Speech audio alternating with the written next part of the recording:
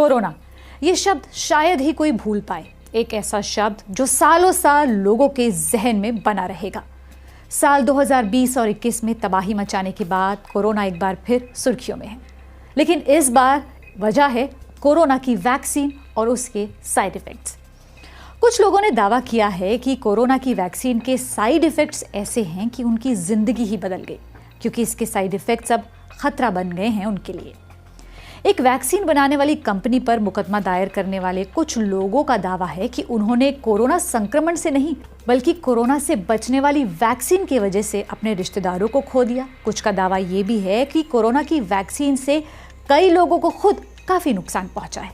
तो पहला सवाल, ये साइड इफेक्ट्स कितने खतरनाक हैं? क्या इसका कोई प्रमाण है? दूसरा सवाल कि क्या वैक्सीन लगाने के 1 या 2 साल बाद भी डरने की जरूरत है? पहले जानते हैं कि ये पूरा मामला शुरू कैसे हुआ। ये मामला शुरू हुआ ब्रिटेन से। कोरोना की वैक्सीन एस्ट्राजेनेका पर हर्जाने का पहला मुकदमा पिछले साल 2 बच्चों के पिता जेमी स्कॉट ने दायर किया था।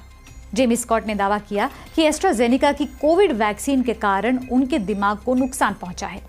उन्होंने बताया कि अप्रैल 2021 में वैक्सीन लेने के बाद उनके मस्तिष्क में खून का थक्का जम गया था, जिसकी वजह से उनके दिमाग को नुकसान हुआ था। इसकी वजह से अब वो काम करने लायक नहीं है। टीका लगवाने वाले कई लोगों ने मिलकर इस दवा कंपनी पर वैक्सीन के साइड इफेक्ट्स को लेकर हर्जाने का केस किया है। कुछ का कहना है कि उन्होंने अपने कई रिश्तेदारों को खो दिया, तो कई ने कहा कि उनको खुद को गंभीर नुकसान हुए। जेमी स्कॉट के वकील ने बीबीसी को बताया कि एस्ट्राजेनेका ने अदालत में जमा किए गए दस्तावेजों में पहली बार ये माना है कि कुछ लोगों को कुछ असामान्य साइड इफेक्ट्स हो सकते हैं। कंपनी ने इंग्लैंड के हाई कोर्ट में इस साल फरवरी में जमा किए गए कानूनी दस्तावेज में ये माना है कि कोरोना की वैक्सीन से कुछ बेहद असामान्य मामलों में टीटीएस हो सकता है। एस्ट्राजेनेका ने कहा है, ये स्वीकार किया जाता है कि वैक्सीन से कुछ बेहद असामान्य मामलों में टीटीएस हो सकता है। ये कैसे होता है, ये फिलहाल पता नहीं है। So here is the big question, बात साइड इफेक्ट्स की यानी टीटीएस की। इस मामले से जुड़े वकील बताते हैं कि टीटीएस का मतलब थ्रोम्बोसिस विद थ्रोम्बोसाइटोपेनिया सिंड्रोम होता है। जब टीका लगवाने के बाद ऐसा होता है तो इसे VITT यानी vaccine induced immune thrombosis with thrombocytopenia भी कहा जाता है। TTS VITT एक असामान्य सिंड्रोम या बीमारी है जिसकी वजह से थ्रोम्बोसिस यानी खून के थक्के जमना और थ्रोम्बोसाइटोपेनिया यानी प्लेटलेट्स की कमी एक साथ हो जाते हैं। इसके नतीजे बेहद खतरनाक और जानलेवा भी हो सकते हैं कुछ मामलों में। इसकी वजह से दिल का दौरा पड़ने और दिमाग में खून जमने के अलावा फेफड़ों में थक्का जमने से खून का प्रवाह रुक सकता है। साथ ही शरीर के कई अंगों में भी नुकसान पहुंच सकता है। खून का थक्का जमने जैसी समस्या कई अलग अलग रूपों में उन लोगों को भी हो सकती है जिन्होंने वैक्सीन नहीं लगवाई हो, लेकिन TTS VITT जैसी असामान्य बीमारी केवल टीका लगवाने के बाद खून के थक्के जमने के कारण ही होती है।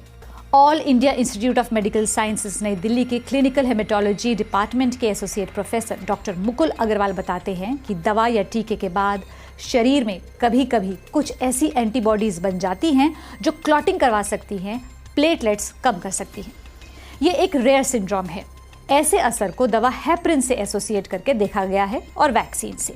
डॉक्टर मुकुल अग्रवाल बताते हैं कि दवा या वैक्सीन के बाद हम 1.5 महीने तक नजर रखते हैं कि कहीं कोई गंभीर साइड इफेक्ट्स तो नहीं हुए, लेकिन अब इन दिनों ज्यादातर हेपरिन से जुड़े मामले ही दिखते हैं, वैक्सीन से जुड़े मामले नहीं। हेपरिन खून को पतला करती है। अगर हम किसी को हेपरिन देते हैं तो हम उन पर नजर रखते हैं। डॉक्टर मुकुल अग्रवाल बताते हैं कि क्लॉटिंग की बात करें तो क्लॉटिंग पैरों में, सीने में या सिर में हो सकती है। क्लॉटिंग अगर पैरों में है तो दर्द हो सकता है, सूजन हो सकती है। क्लॉटिंग सीने में है तो सांस फूलना या सीने में दर्द हो सकता है। क्लॉटिंग दिमाग में है तो चक्कर आना, सर दर्द, नजर कमजोर, दौरा पड़ना या बेहोशी हो सकती है। प्लेटलेट्स कम हो तो ब्लीडिंग बढ़ सकती है। इम्यून थ्रोम्बोसाइटोपेनिक पुरपुरा एक दुर्लभ ऑटो इम्यून डिसऑर्डर है।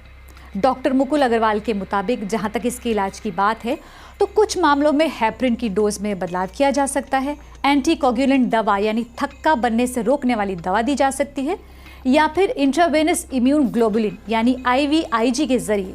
अब सवाल ये है कि वैक्सीन लगने के 1 या 2 साल बाद भी डरने की जरूरत है? 2023 में विश्व स्वास्थ्य संगठन ने कोरोना टीके से जुड़े दुर्लभ साइड इफेक्ट के बारे में बात की थी, जिसमें शामिल है थ्रोम्बोटिक थ्रोम्बोसाइटोपेनिया सिंड्रोम। ये एक रेयर एडवर्स इवेंट है। Public health and policy expert doctor Chandrakant Lahariya, जो विश्व स्वास्थ्य संगठन के साथ काम कर चुके हैं, वो बताते हैं कि वैक्सीन के कंपोनेंट्स जो हमारे खून में जाते हैं वो हमारे इम्यून सिस्टम को एक्टिवेट करके एंटीबॉडीज बना के बीमारी से लड़ने के लिए तैयार करते हैं। इस बात का ध्यान रखिए कि हर शरीर अलग है, तो कुछ एलर्जी रिएक्शंस या साइड इफेक्ट्स हो सकते हैं। शरीर में दर्द या बुखार हो सकता है, पर कुछ मामलों में rarest of the rare events हो सकते हैं, लेकिन ये पहचानना मुश्किल है पहले से कि किसके साथ क्या होगा।